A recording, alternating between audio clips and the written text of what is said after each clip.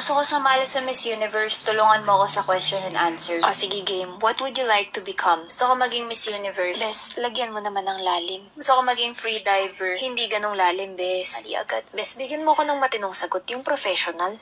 Paglaki ko, gusto ko maging doktor para makatulong ako sa mahihirap. Bes, matanda ka na, tsaka halo-halo yung sagot mo. Bakit ko na magugustuhin maging halo-halo? What is your motto in life? Motto in life.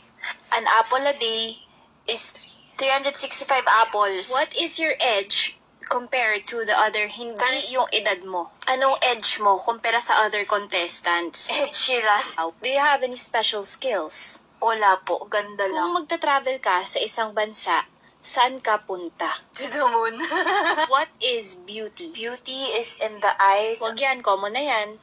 Beauty is in the ears. Anong ears? Tigilan mo ko sa ears. Beauty and the Beast. Any thoughts about children?